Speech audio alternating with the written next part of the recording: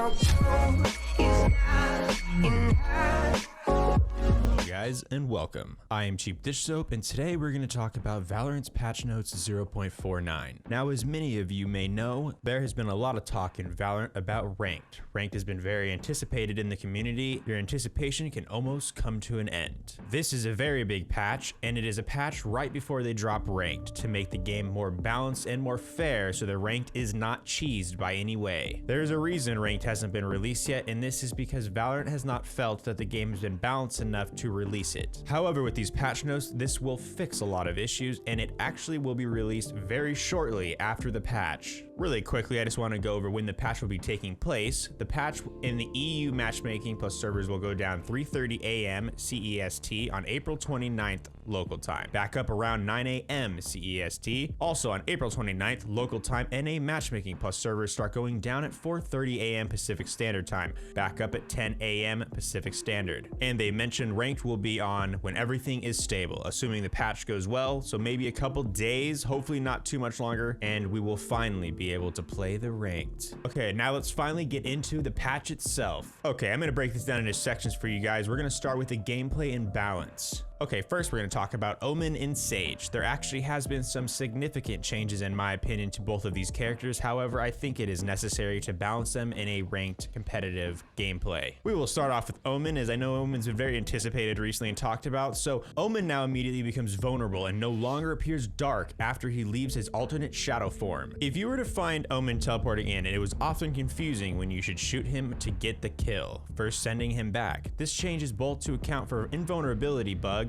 and to score some extra points of clarity. Also, the attenuation radius of the arrival sound of Omen's form from the shadows has been reduced to 2,250. In other words, you have to be closer to Omen to echolocate where he is teleporting to. We're trying to give him some spook back. Since you do find him, you should now have him dead to rights. Now let's move on to Sage. So the barrier orb will only spawn a chunk of the barrier if it is supported by the ground. This means it will sometimes only spawn 2 barrier chunks if there is nothing to support it beneath it. Barrier orb can no longer be placed on a small pieces of geometry. It must be placed on the ground or on top of boxes. Valorant has gone ahead and said, we love supporting boost gameplay, especially when multiple characters combine their abilities, looking at you, Jett and Omen. However, we felt with the current placement requirements, characters were able to boost to too many unintended spots. With this change, players can still boost into some unexpected positions, but they will hopefully won't be 30 feet in the sky floating in the middle of this site to look through a tiny pinhole in the map. As much as it was fun playing a Sage and being sweaty and putting your teammates into cheeky locations, I do think this was a good move on their part on fixing this. I think that her barrier orb was a little overpowered and people were abusing it. Now people are going to use it for its intention, more of a defensive placement. It was definitely being used more offensively than it should have. Now finishing up on the character updates, there's 2 more. Omen and Breach also have visual updates. There was a bug where Cypher's cyber cage would be selected at a larger range than intended, causing overlapping interaction issues. Now moving on map updates. Added curtains to the top of double doors on Haven to remove the Sage barrier or boost that allowed players to see through a sliver on the top of the door. I'm sure a few of you have experiences playing Haven on the T side. When you were pushing through the garage double doors right by C, there's been a little sliver above where people can boost and shoot you. This is no longer going to exist. Thank God.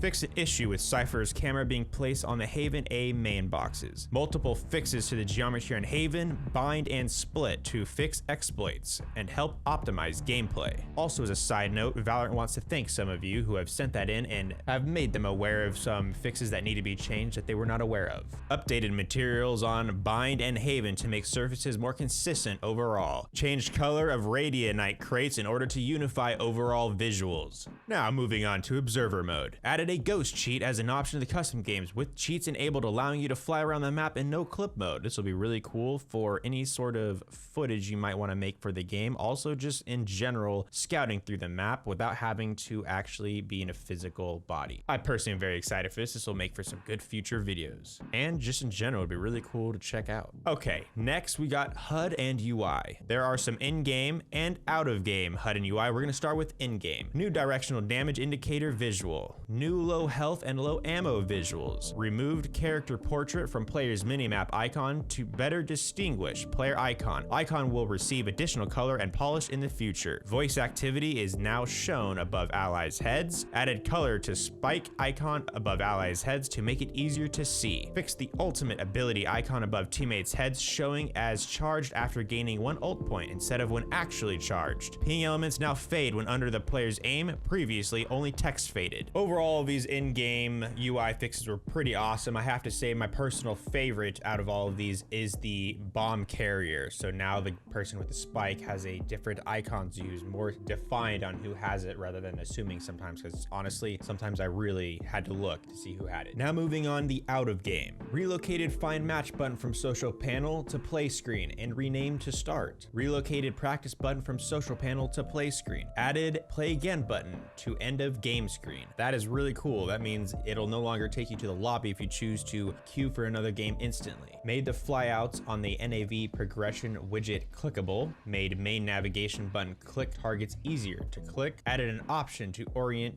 the fixed minimap so players starting side is always at the bottom. Adjusted all map assets so the full fixed orientations consistently place attackers at the bottom and defenders at the top. Added hover tooltips to thumbnails in the collections view to show item name. Scroll speed tweak to make scrolling social panels smoother. Made crosshair preview and settings shorter to make more room for controls. Okay, we're making progression. Now we're on to quality of life. Added the ability to abandon multiplayer custom games. Using the leave match button in the escape menu will allow you to permanently leave the match without penalty. Leaving the custom game in any other way, exit, client, alt-F4, etc. will still allow you to return to the match. Updated the audio occlusion system to help players with certain audio. For example, Haven B to A short, you could perceive sounds from their correct distances and not as if they were right next to you. Players who abandon match-made games or dodge agent selects will now experience penalties that prevent them from queuing for a period of time. Frequent offenders will experience higher queue time penalties. Leaving ruins the match for everyone else and should only be a last resort. Enabled the ability to see Valorant players online in Riot games. Adjusted play flow UX, moving queue buttons into lobby screens. Adjusted social panel UX to accommodate additional space. Adjusted end of game UX to clean up design of various widgets. Adjusted chat disconnect error state to be less intimidating. Spawn practice bots option in the shooting range moved from the F3 menu to an in-world shootable switch. For all shotguns, moved the crosshair center dot by 1 px to center of the screen. Moving on to the last and final section of bug fixes. We've got bug fixes in-game and then in bug fixes game client. We're gonna start with in-game. I'm gonna move through these a little quicker since there's quite a few of them. Bug fixes in-game. Phoenix fixed a bug where Phoenix would get teleported back to an ascender, the rope ladder, after spawning in cases where Phoenix died while run it back was active and he was attached to the ascender. Also, Phoenix fixed a bug where for a brief time after run it back ended, Phoenix could be damaged in a place where he is fizzled. Viper updated the appearance of Viper's toxic screen on the minimap to show gaps in the wall.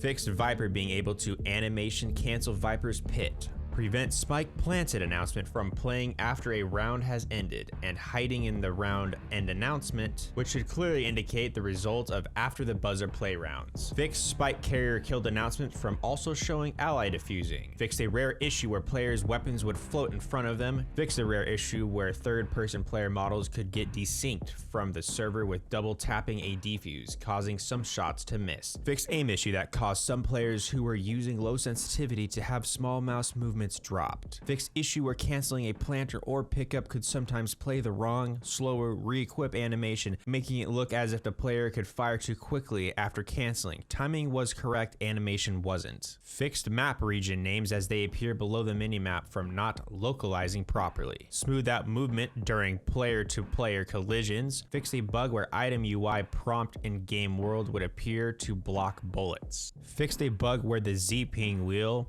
could be opened alongside the map ping wheel, creating a scenario where multiple ping wheels could be opened at once. Fixed a bug where ping wheel wouldn't show disabled when direct bound pings were used to reach usage limits. Fixed a rare bug where either team could win a round by elimination on the same frame that the spike was diffused, granting 2 points for that round. Fixed overlap and ally planting announcement. Fixed a bug where the VO radio wheel would hit the rare limit by opening a closing it without selecting selecting a VO option. Minimap will no longer randomly hide from players in a game. Update to Bucky's alternate fire, instead apply instantaneously hit scan damage. Alternate fire was previously a projectile that was able to kill enemies short after the user was killed. No other weapon works this way, so now it performs as a hit scan. Now the final bug fixes in the game client. Fixed an issue that allowed players to purchase items not available in their respective store. Fixed an issue that let players equip content they didn't own. Fixed issue where display settings would get reapplied when joining or leaving games, which could move the window or change the display mode in rare cases. Fixed network stability indicator sometimes appearing when setting was disabled. Line of sight is no longer required to pick up the spike when overlapped by a player. Fixed issue where the spike would sometimes become unretrievable. Fixed an issue preventing some player reports for submitting. Fixed various connection issues with voice chat. Fixed various connection issues with text chat. Fixed various issues with player state being incorrect in social panel.